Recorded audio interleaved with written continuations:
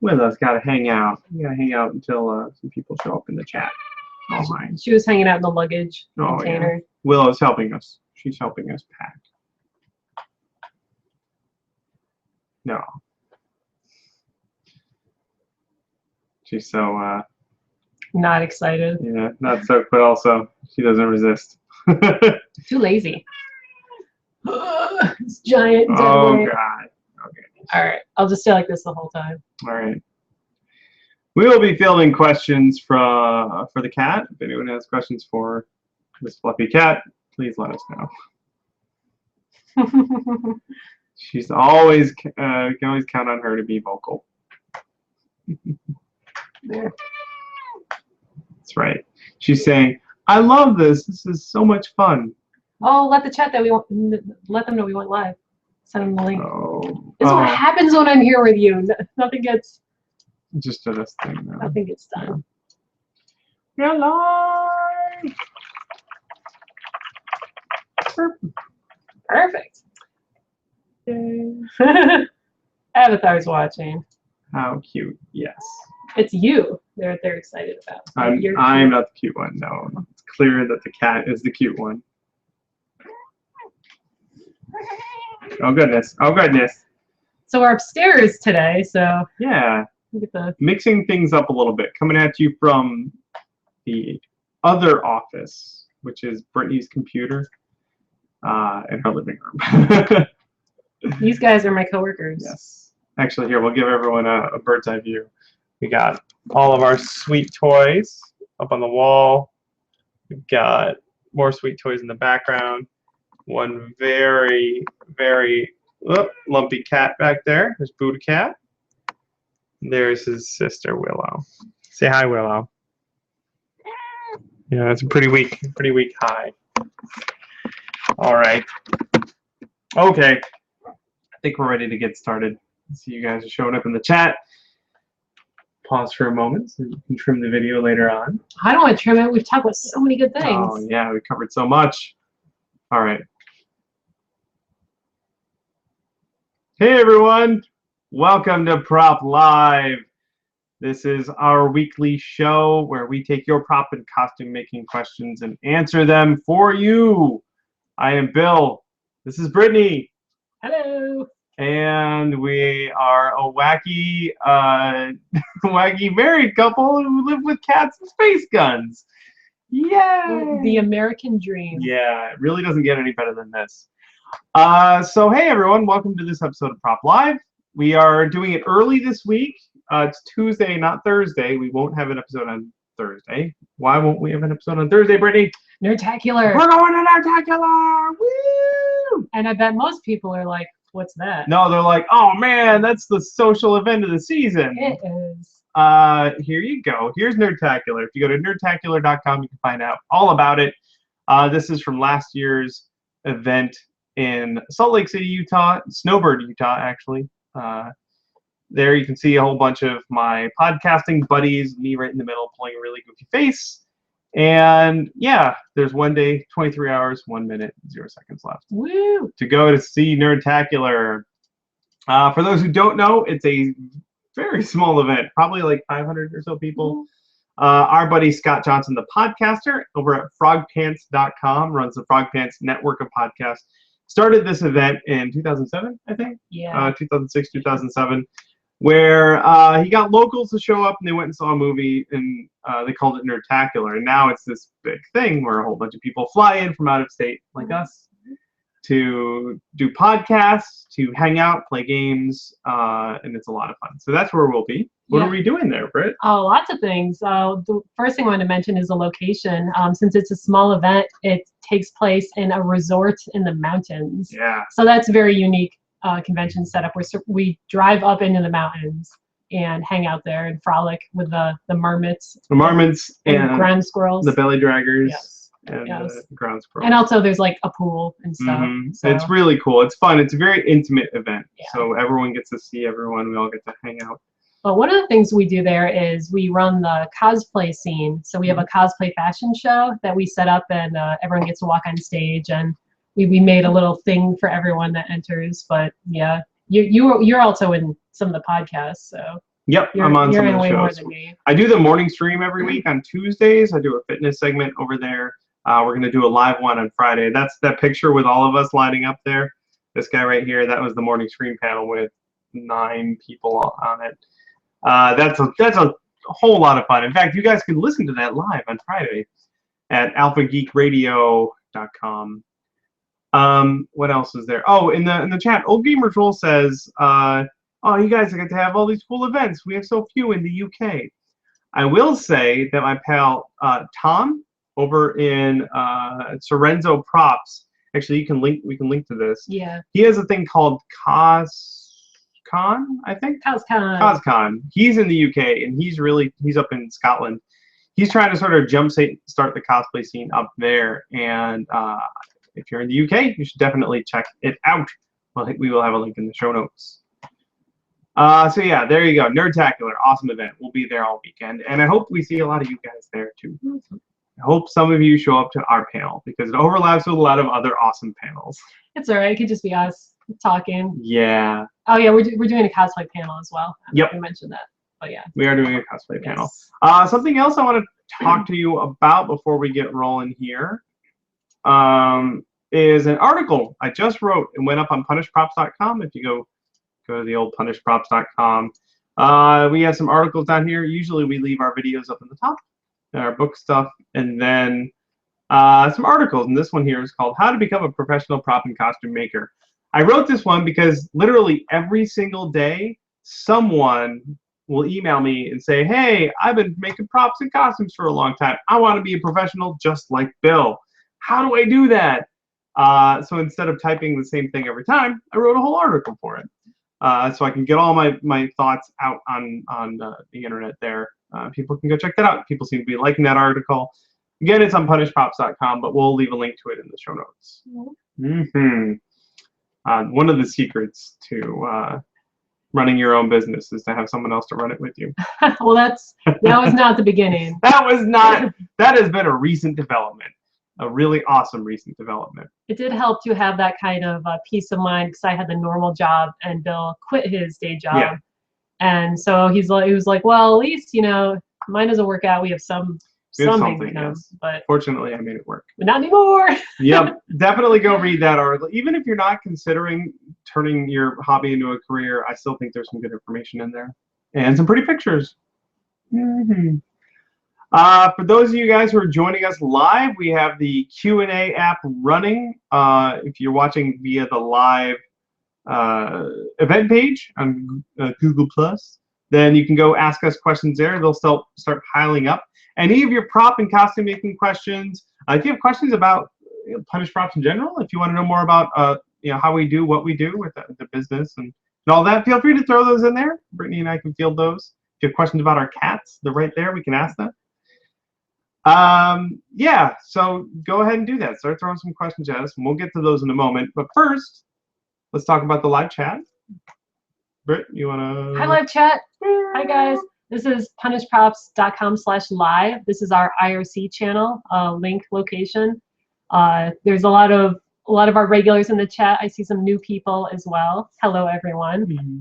Yes, so feel free to hop in there, and you can just ask whatever questions you want. You can link to your own sites on what you're working on, and just share anything cosplay related. Yep. If you do @Punish Props when you're typing, it'll show up for mine if you want to get my attention. I can't promise I'll see everything because sometimes it goes by really fast, but I'll keep an eye on that.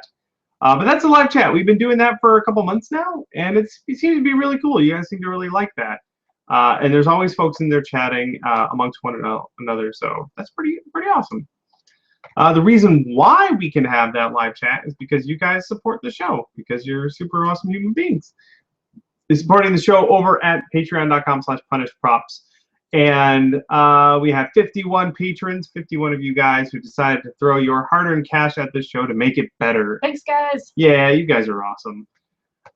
So if you are watching, especially if you're one of the newer viewers, and you want to help the show, that's the best way to do it.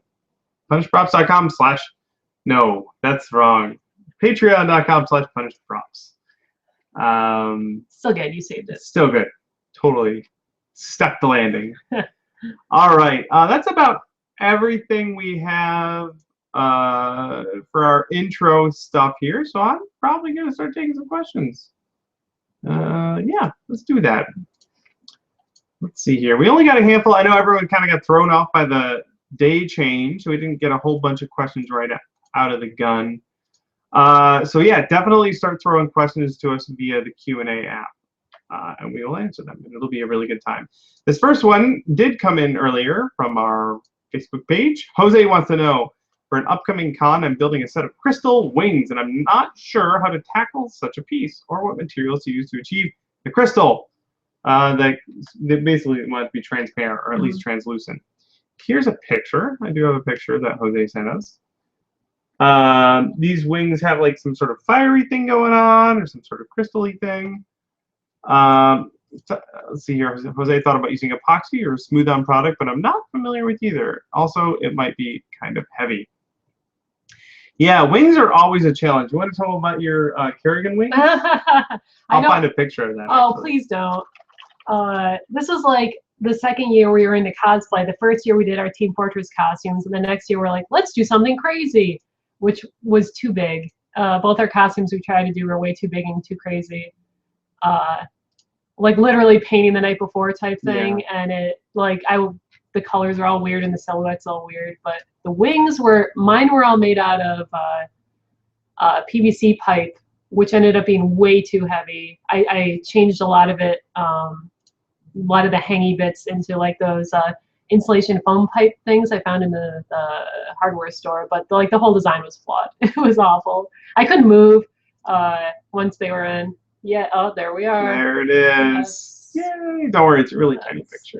Yeah, just don't zoom in. You can't tell that my wig is spray painted. that's a women's wig that you cut and spray painted yourself. But those are gigantic wings. Like. Yeah. For folks that don't know, Brittany is 6'2", so those wings are way up there. And that was all like wrapped in black duct tape. But for the wings in the picture, I think the first thing you should always do, which I didn't do, is build your harness, even if they're going to weigh like nothing, because you need that support. Even if they're super light, if someone knocks into them, you want to have that kind of stabilization. Otherwise, you're going to be shifting and adjusting them all the time. There's, I think, some good tutorials on how to build wing harnesses online already. Well, I think there's a pretty good one I can link to in the show notes later. But for transparent stuff, I would go with PETG plastic. I think you can get it pretty thin, like 0.4 millimeters, like really thin stuff. You can cut it, you can heat form it.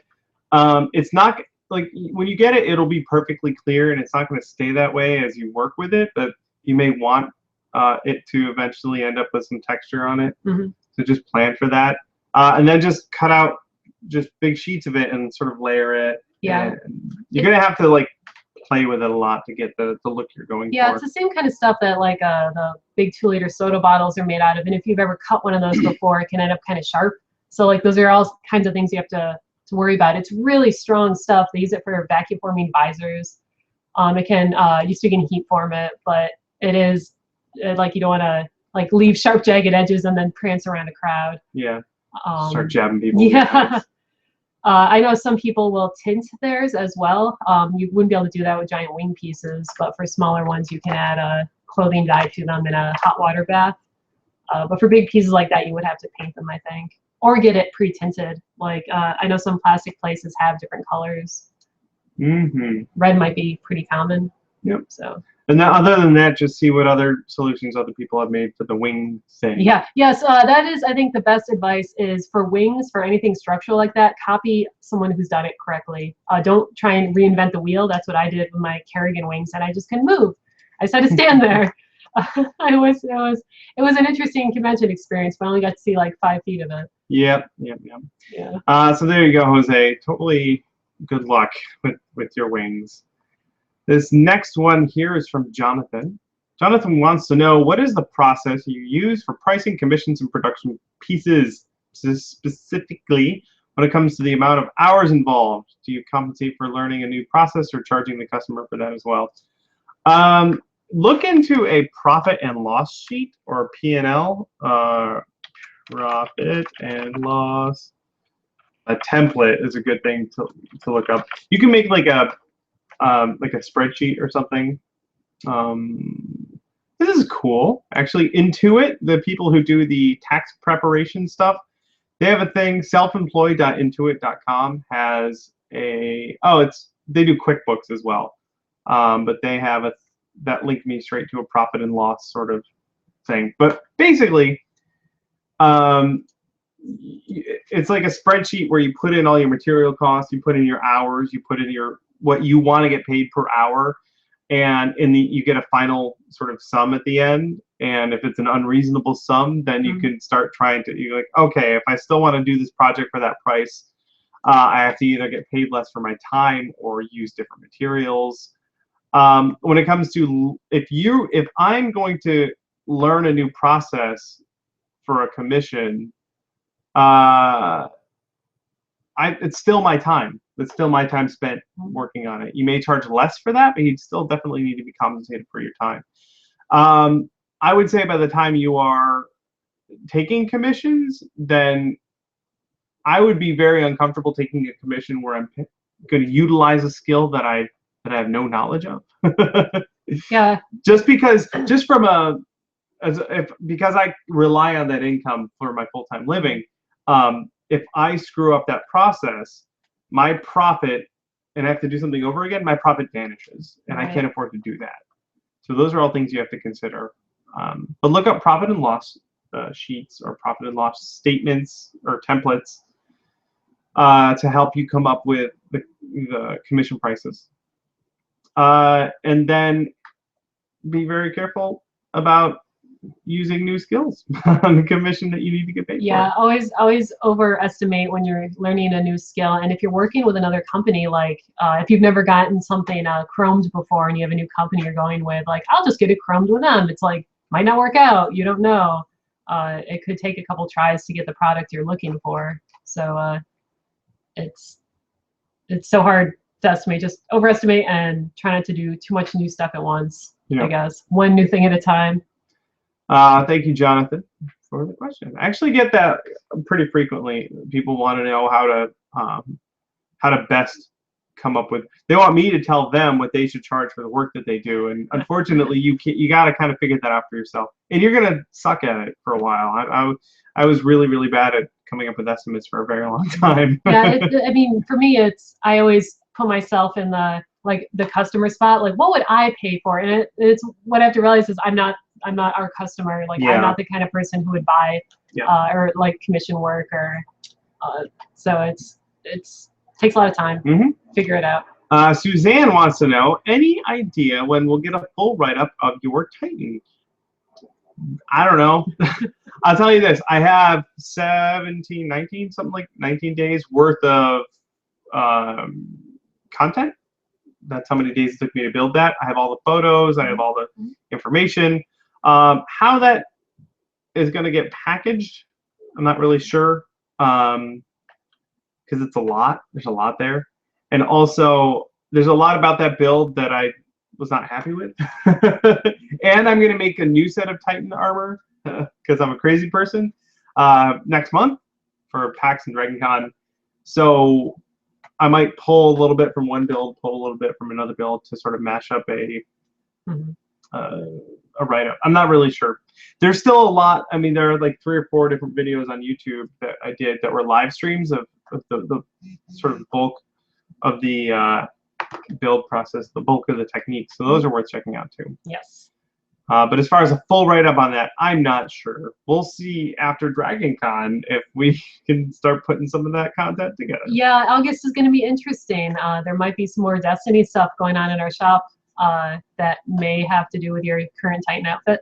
See how it goes. Yeah, stay tuned. We have some things coming up. Yes. Cool. Thank you, Suzanne. Old Gamers Rule said he put a 3-parter in the All right. It's probably going to get split up and sorted. Yeah, it'll get messed up. We'll try and figure it out for you there, Old Gamers. However, this next one comes from Tim. Tim says that you guys are amazing. Thanks, Tim.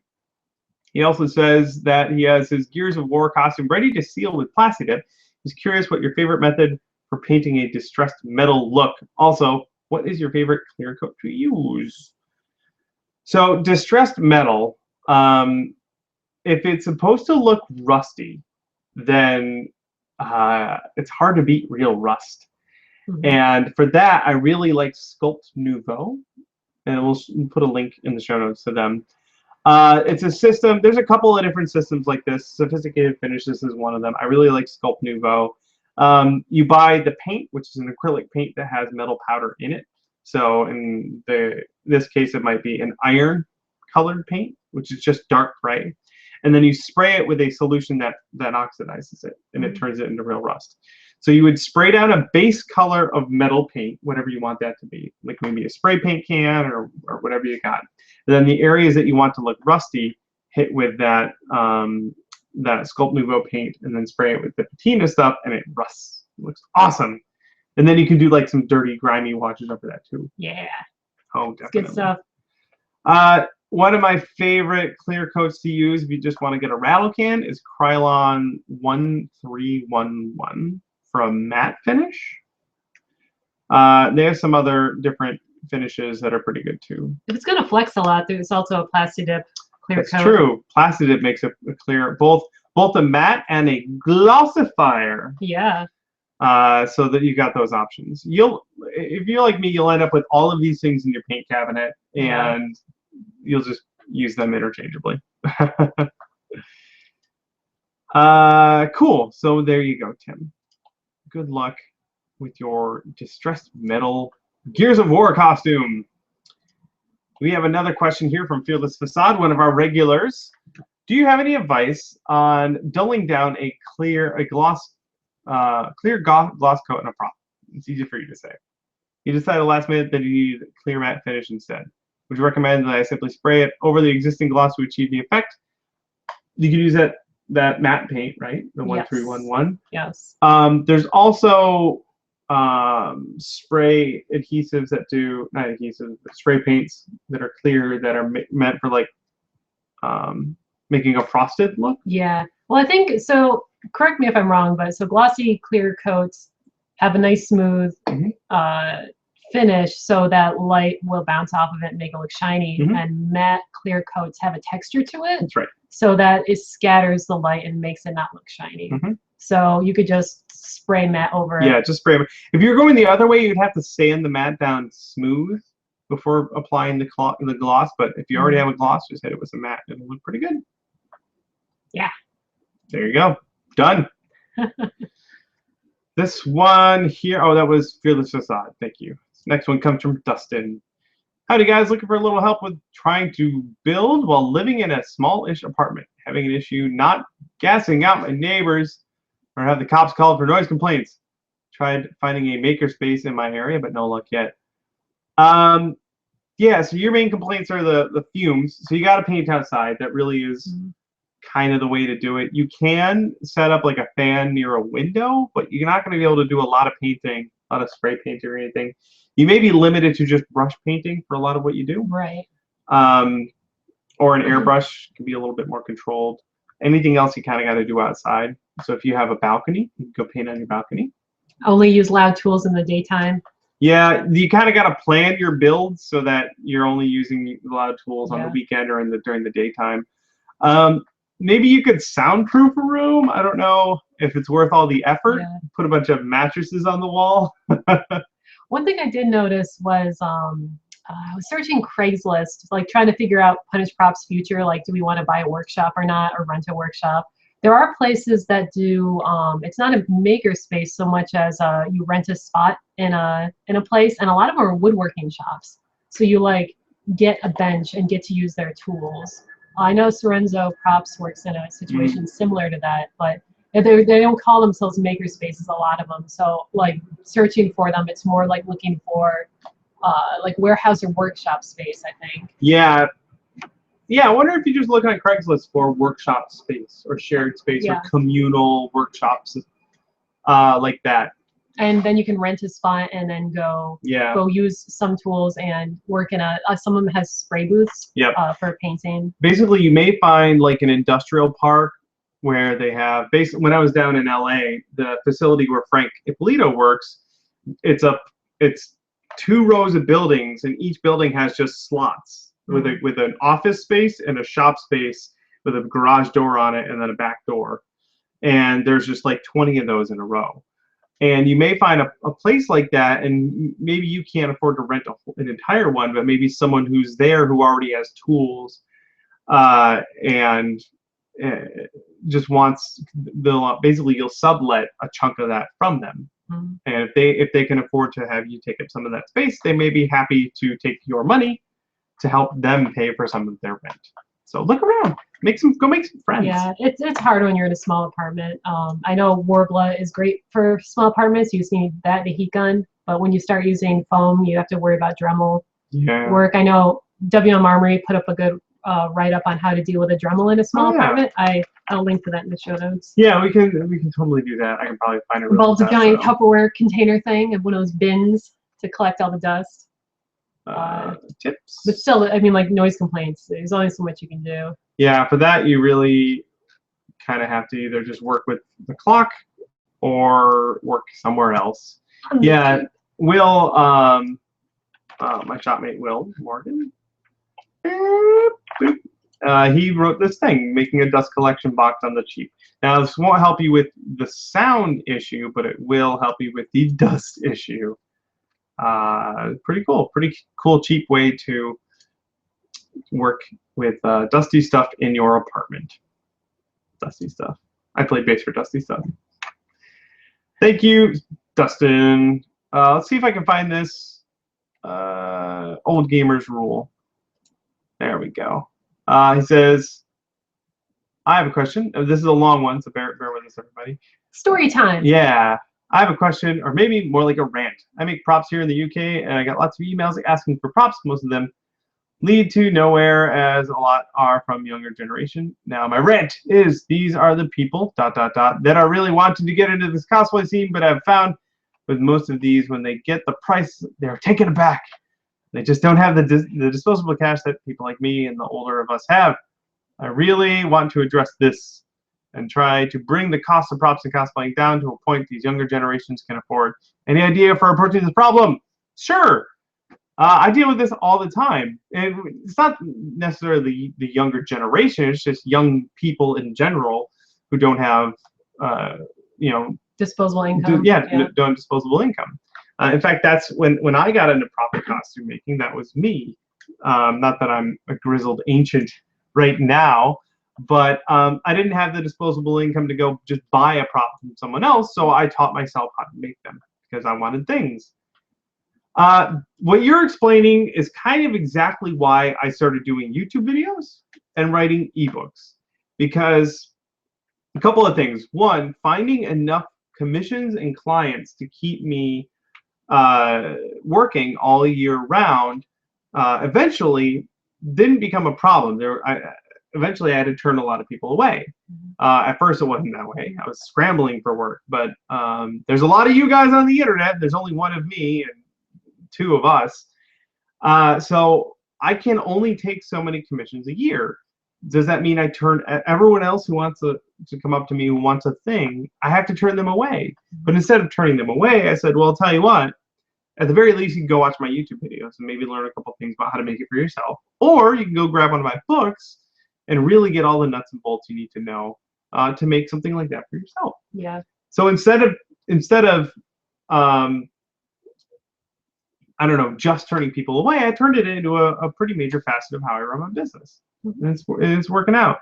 That way everyone eventually kind of gets what they want, especially if you're a youngster who has no disposable income and you still want a thing. You can go buy a book for a few bucks on the internet. You can buy some cheap materials like EVA foam, and you can learn how to make something yourself. And that, in the end, is way more valuable than just getting a thing. Yes. Yeah.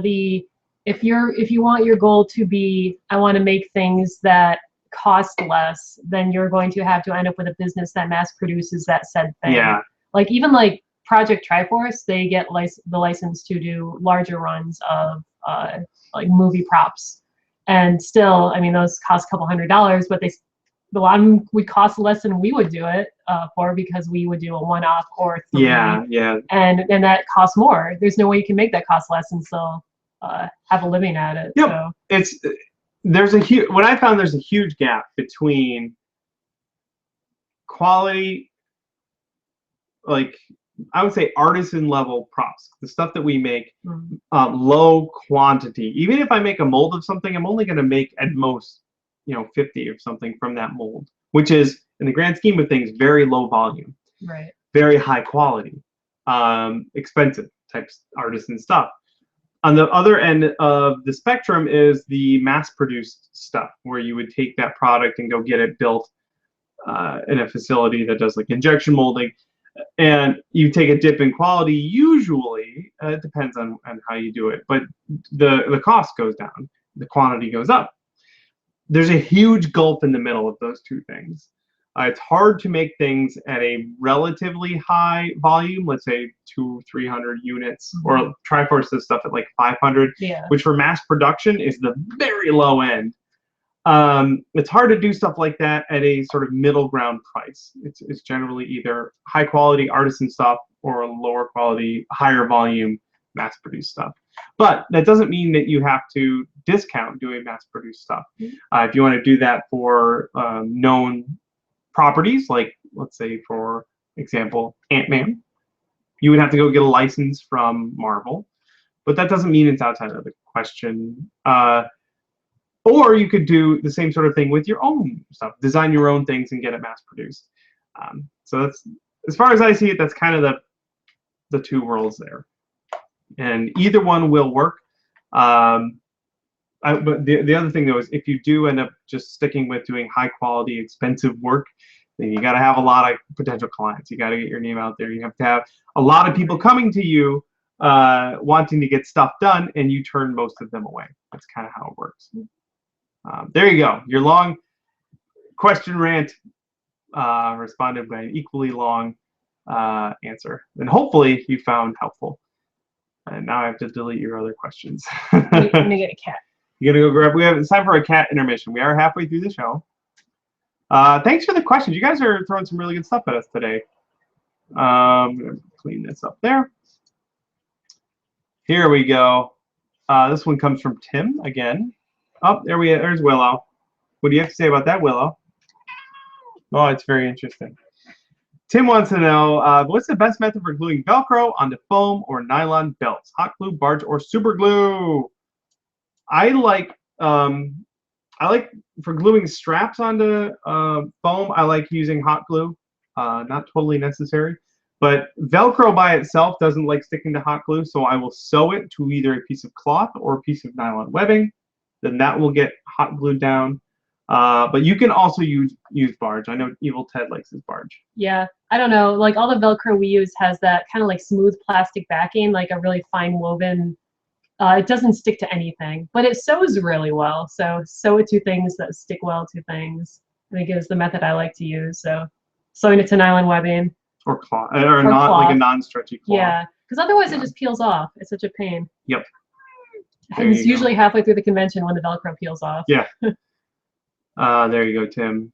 In the chat here, John wants to know if the YouTube and digital download stuff is a significant part of your company income. Yeah, it is.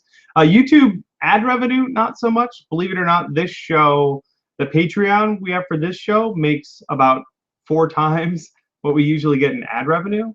We don't actually get a whole, we haven't hit like that critical mass where we get enough views in YouTube to get sustainable income from it. That's fine. We make a little bit and it helps out. But yeah, the digital download, the books that we sell, the print books and the digital books we sell, those are a pretty major part of how we make our living, which is awesome because you guys keep buying them. Yay! But it's more than just that. It's a combined effort of a lot of different bits of income. And that's kind of what we've learned running a business for a long time, is that it's not just one thing. It's not just commissions. It's not just selling blank kits. It's not just selling books. It's the combined efforts of all of those things. Like juggling.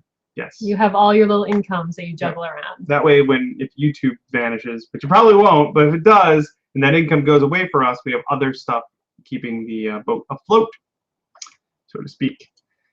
There you go. This one comes from Damien.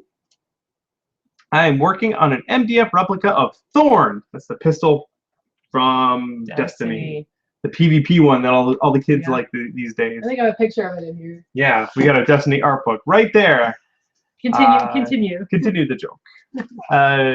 Let's see. Here was the question. Having trouble figuring out how to make the cylinder. Well, step one. Let me see here if I can do Facebook and bring up Xander's. Oh, the cylinder's all crazy liney. Yeah, it is actually. Let's see if I can find a picture that Xander did of a gun. Our buddy Xander over at ZProps has made a whole crap ton of these. I'm sure you'll totally be able to see this. There we go. This thorn. Oh, my fingers on the wrong side. Yeah, that one right there. That one. Okay. See, Thorn is 21 inches long, by the way. It's gigantic. It's so huge. It's ridiculous. Go over to ZProps and see the work he's been doing with his Destiny hand cannon kits, because he made them open and close. The barrels can slide out, or the cylinders can slide out and everything, which is really neat. I can't find a picture of that specifically. Well, I think is he wondering about the little lines on it? Or yeah, so that would be, so ZProps, we'll put a link to ZProps in the show notes. I think it's Impact Props. Yes. Impact Props, who they work with Xander frequently. They've done a couple of thorns. Yeah. If I can find it here. I think they were the ones who did it. They made a thorn before the game came out, and then after they got the size reference, they remade it in a bigger size. Yeah, and I actually have one of their smaller ones, and it is tiny, teeny. Well, I mean, like, it's a normal pistol size. Like, right, that's what it's supposed to be, right? Now, hand cannons and Destiny are like the size of a femur. Yeah, it's ridiculous. They're stupid big. Let me see if I can find it. Do they have an album for Thorn? That'd be awesome. That would be pretty handy. If they did, hey, there it is. All right. I think there's a comparison. This might just be. There we go. So that's Thorn. You can see that is the goofy cylinder thing with all those wacky lines on it. I think they 3D printed theirs. Yeah, they did. Yeah. But so how do you get consistent curved lines like that? Those cuts like that. That is tricky. I would probably have, oh man, just thinking about how much work it would be. I would probably start with a disc, like a round disc, and then glue strips of styrene to it, because then you can draw lines on the side to figure out where they should all be. You could also try and do something similar by taking that disc and cutting those grooves into the side of it with a bandsaw or a scroll saw with a 45-degree angle on the bed to notch all those in there. Doing it that way, you have to make sure you get it lined up each time, because there's no take backsies as soon as you cut that thing. Yeah. But I've done some things like that before, where you just have a disc of something that you've already cut out, and then you sort of cut notches into it. Yeah, I like the idea of adding material. That seems to be the best way to go for a lot of types of grooves. And so instead of taking away the material, you add an extra layer that's nice and thin. It's a little slower, but you have some wiggle room. Yeah. So there you go, Damien. Let's see. Oh wait, I have access to a scroll saw, a Dremel, and not much else. The scroll saw might be your best bet. The good news is you can have your circular piece of material whenever you're making it out of MDF, and do some tests. Just tilt the bed at 45-degree angle, and then just draw where all those cuts need to be made, and then notch it a whole bunch. And if you screw up, you're just out a little piece of MDF. At least, I mean, the whole design of that gun is pretty organic. So if you kind of make it look a little organic-y on purpose, if they're not all perfect, it will probably be fine. A little bit of wiggle room. There you go. Thank you. Thank you, Damien. Yeah, Buddha cat. He's passed out though. Oh, sleepy cat. He's gonna be upset. Oh my gosh. Oh my goodness. This is how Brittany gets her workout every day. Look at that big fella. Oh, hey buddy. This is the internet famous Dat Buddha cat. Actually, let's take an intermission here.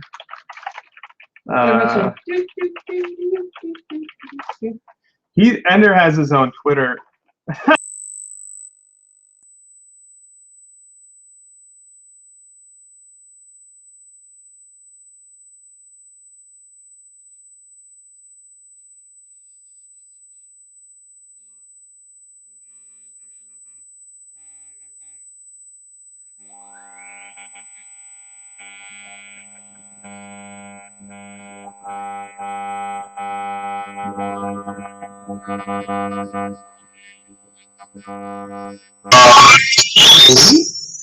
Emily is another regular. I haven't seen you in here in a while, but I'm glad that you're here now.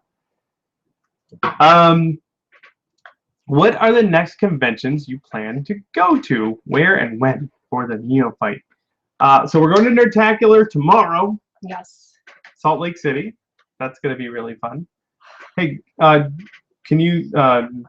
it's up to you to do that. Right click on them and ban them or boot them.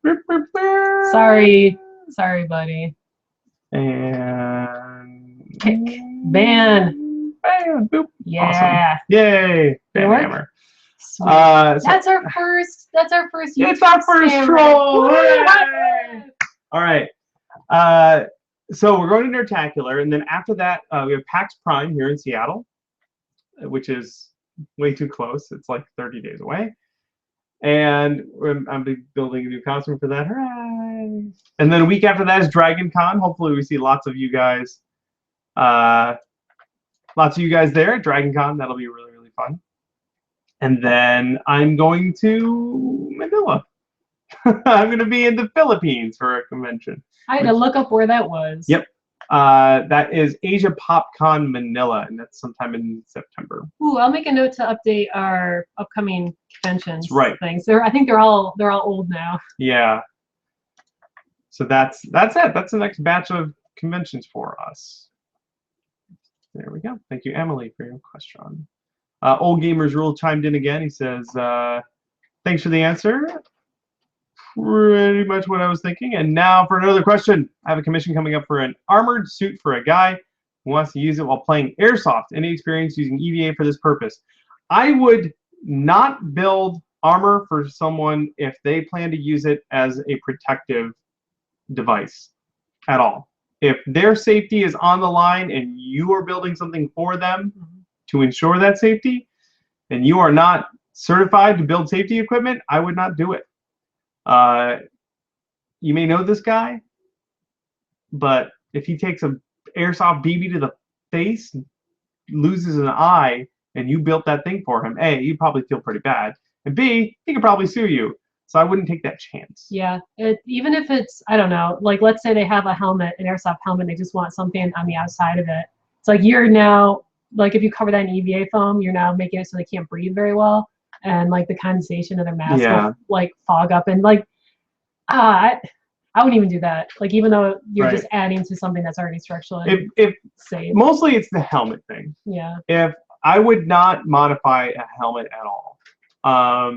For airsoft especially. If you're making like body armor, because I know with airsoft you can just run around with like a thick shirt and you'll be fine. Yeah. If you're making armor, I mean you can do some tests with your shoot a piece of EVA with your own airsoft gun and see how much. I mean, really what you're worried about is whether or not the thing you make for them is going to get ruined or destroyed for the armor. But definitely like the head, eyes, everything. Make sure they're using unmodified, stock, certified protective gear, because you don't want that trouble.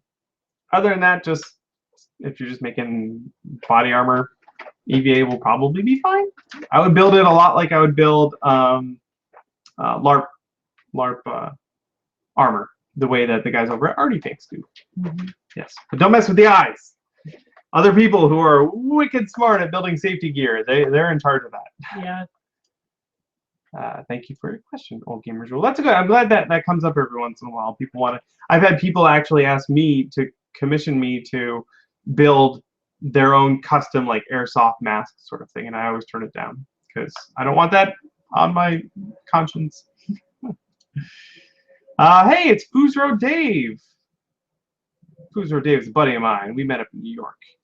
He says he's preparing to create a Pip-Boy for Fallout 4 because I missed out twice on getting the Pip-Boy edition. That's right, they're all out. They're not making any more.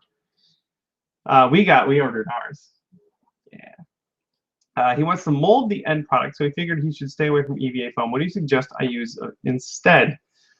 I like using MDF and styrene for that sort of stuff. There's a lot of tubular shapes on the Pip-Boy, so maybe start with a PVC pipe for a lot of that stuff. That would be a good base to build off of. But then you have a nice rigid surface to work from to really refine it, especially since you want it to look machined the way a Pip Boy looks. EVA foam, it's like once you start to mess with it a bit, it loses the flat, hard-edged qualities. Yeah, and there's a lot of hard edges on the Pip Boy. Yeah. So, yeah, wood or MDF and styrene plastic or PVC plastic and PVC pipes, those are all really good materials to start on for that sort of project. And you don't need a lot. It's pretty small. Yeah.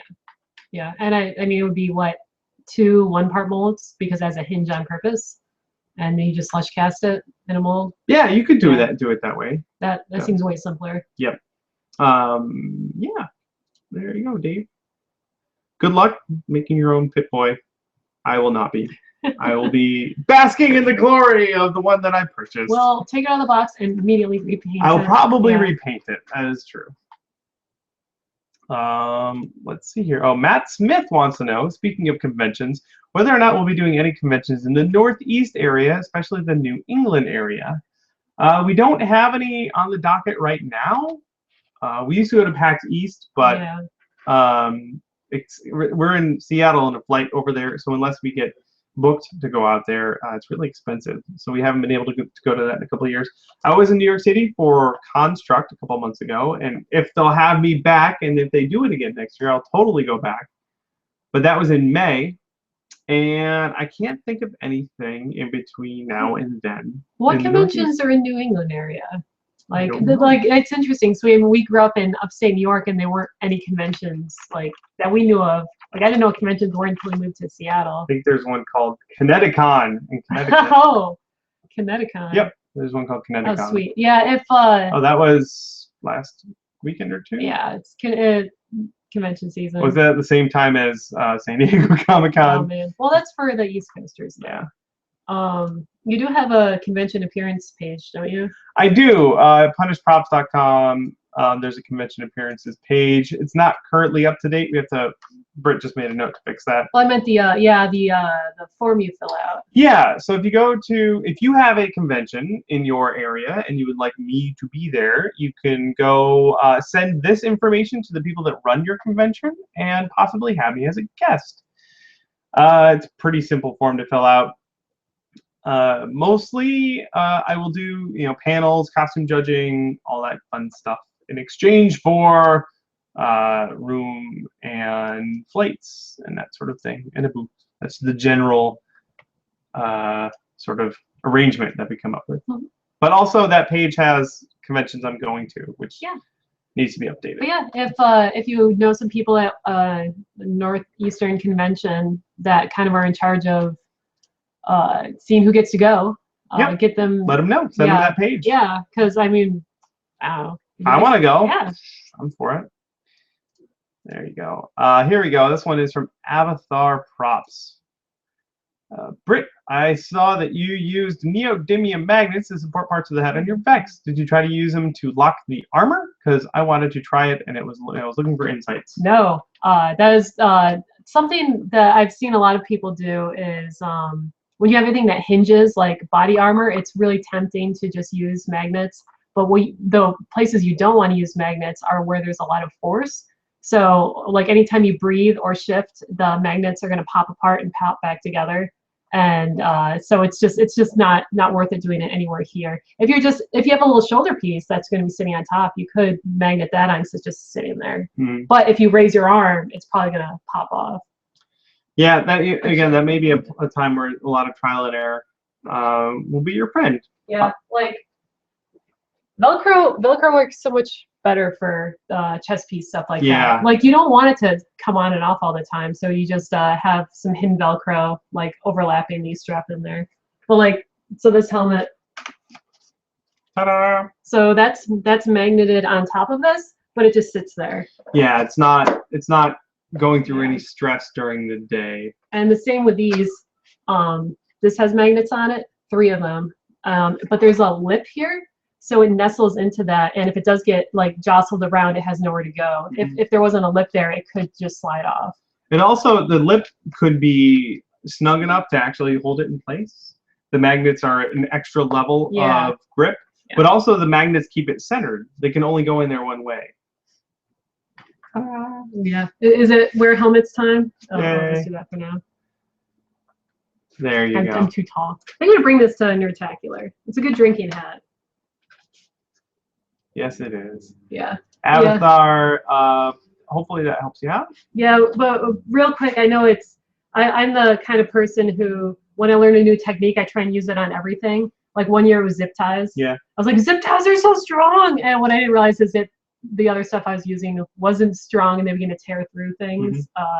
So magnets are good in some cases. Yep. For sure. Just not It's not the cure-all for all your cosplay needs. Thank you, Avatar. Old Gamers Rule in the chat is saying, so if I get you flights and a room and board and a booth, you will come and do a panel at my local con here in Torquay, the English Riviera? Yes, that's sure. Yeah, as long as they don't have a pre-existing conflict. Yeah, that sounds like a good time to me. Yeah, that sounds sweet. Maybe I'll drag her along with me. Let's see, another one from Emily. Hey, I brought my EVA armor to a LARP. I didn't have any major damages, but some seams are coming apart. Any tips for the repairs? Note that I don't have access to barge cement. Fix in the chat. I didn't see the picture. Let's see if I can find that. I saw it, yeah. There it is. Whoop. Is that well, it looks like it held up pretty well. Here you go. There's the picture. And it looks like it held up really well. That's pretty good. For the repairs, you may have to just use hot glue on the back of it. In fact, no matter what, if you're going to be putting your armor through a lot of stress, if you're going to be LARPing with it, even if you do glue all your seams together with a good contact cement like barge, you may still want to actually back those seams with cloth and hot glue or more barge, so that more than just the foam is holding it together. And that's the same thing for the repair. You could super glue those seams back together, and then on the back of them reinforce it with some cloth and super glue or cloth and hot glue. Give it some extra strength. Yes, but cool. It looks like your armor held up great. And it looks really good too. Good job. Yeah. Let's see here. We got a couple more. CZ cosplay. You guys plan on doing any cons in Iowa? Not currently. No one from any Iowa convention has contacted me. But if you know anyone, you can send them my way. And then Craft Access says, come to Malaysia next year. We're having a Dragon Con-ish thing this year for the first time and would like to expose Malaysia to costuming. That sounds awesome. Again, let your friends there, if you know anyone at those conventions, let them know.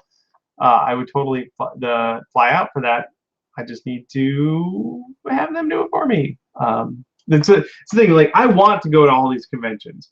I can't afford to do that, but I have a skill set that I can share in exchange for accommodations and flights. Yeah, it's a pretty good deal. It works out really well. Emily says thanks. You are welcome. See, here's one from Core Geek. Hi, Eric. Eric. He says, you doing any panels at PAX Prime? We submitted one panel. It was rejected. So no. So we'll be drinking, probably. Yeah.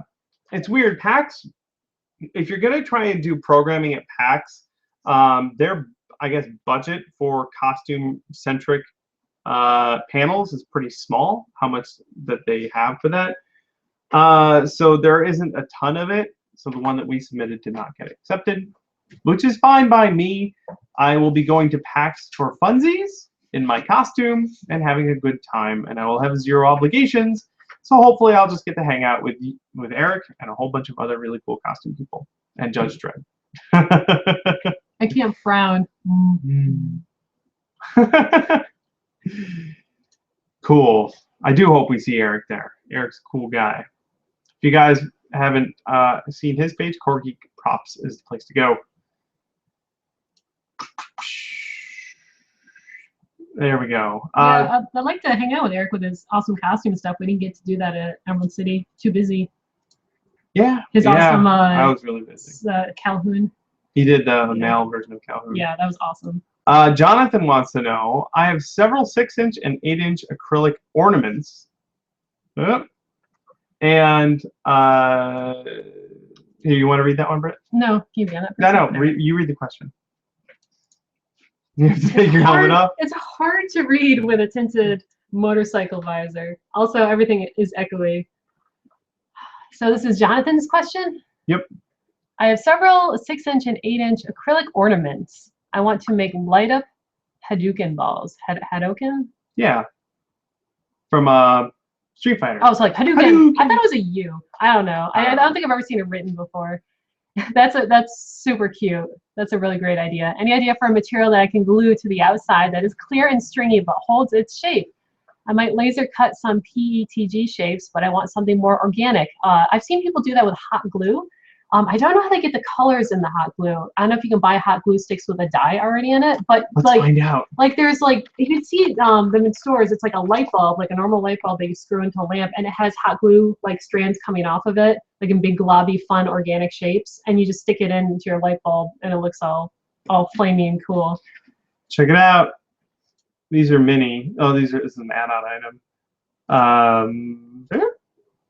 There sure are colored glue sticks. I'm glad you asked that question because now I want those. We'll put a link, make a note so we put a link in the show. Some neon ones or some other ones here. Guys in the chat are pointing out that someone's being a jerk in the chat. Don't worry, I've already banned that person again. Can you ban their IP or whatever? I don't really know. We'll figure that out. If it happens again, then that person has too much time on their hands. Glitter glue sticks. What? Oh my gosh. Oh snap. There's not a sparkly blue one for the Hadouken. It's kind of blue. Oh, that's purpley blue. What was the question? It doesn't matter. Now we're just talking about awesome sparkly glue sticks. But like, so for another option for organic stuff, if you don't want to mess with the glue sticks, for my Chandra flamey hair, I used it was thinner than PETG. What was it? Acetate. Yeah, it was like they said it was like acetate, but not. It was something slightly different. Something like that. Yeah, but it was like transparency paper that they used to use on projectors, like that thin. And if you like lightly graze that with a heat gun, it'll crinkle. So if you get tinted acetate, then you can hit it with a heat gun and it will get like a crinkly flame shape that you can then cut the jaggeds in. And that's what I did for my fire hair. So you could do that around ornament too, if you wanted bigger shapes than the hot glue. Neon hot glue? Just get neon glue sticks. What? Yeah, pretty awesome. That's cool. I just learned about colored glue sticks today. We got time for one more question here? Yeah, we can just hang out for over long. Old Gamers Rule wanted to point out that he's making a chest plate, shoulder bells, and gauntlets. He's already said no to a helmet. Good. Oh, good. This is talking about the airsoft and stuff. Yeah. Definitely say no to the helmet, for sure. You don't want to take someone else's eyes in your hands. That sounds gross. Cool. Well, I'll tell you what. That's it for the questions. You guys threw some really great stuff at us today. So I'll just go. Oh, we got a fluffy cat. Go through our ending statements here. Thank you again, you guys, for supporting the show. If you want to continue to support the show, that's patreon.com/punishprops. Thank you, everyone, so far who's helped contribute to the show. You guys are fantastic. We have some more goals. We really want to do more and more content from the shop, like live from the shop. It's really fun. So if you can afford it and you want to help out, consider throwing us some coin over there. Let's see here. Old Gamers Rule in the chat is saying there's a link to the Comic-Con. Oh, he's talking about this. He wants to get me invited out to the UK. Epic Studios. Sweet. Check it out. It's pretty cool. Weapons, props, armor. It sounds like it's right up my alley. That would be fantastic. You know it's in the UK when armor has a U in it. It's got a U to spell it funny. No, it looks fancy. Yeah. Oh, I wanted to point out. I forgot. This has been sitting here the whole time. A few episodes back, I talked about this cool file that I ordered. The Shinto made in Japan. I know it's in Japan, made in Japan, because the entire package was in kanji and I couldn't read it. Someone in the tested comments on tested.com recommended I get this. It's a file made out of blade, like bandsaw blades, and one side is really, really coarse, one side is a little bit more fine. So I just got this in the mail and I'm really excited to try it out. It was about 20 bucks, which is a little bit much for a file, but it looks really neat. What materials do you use it for? Anything? Wood, plastic, Yeah. cats. No. No. No. All right. Not cats. All right. That's about it for the show this week, you guys. Thank you so much for showing up and sending us your wonderful questions. The next episode will be next week, so in more than 1 week, because we won't be doing one on Thursday, because we'll be at Nerdtacular, and hopefully many of you will be there too. So, Yeah, I hope so. yeah. Thanks for hanging out with us. Yeah, you guys. So until next week, get out there and start making some stuff, because now you know everything you need to know. Yes, there are no excuses. Alrighty. Bye, everyone. Bye.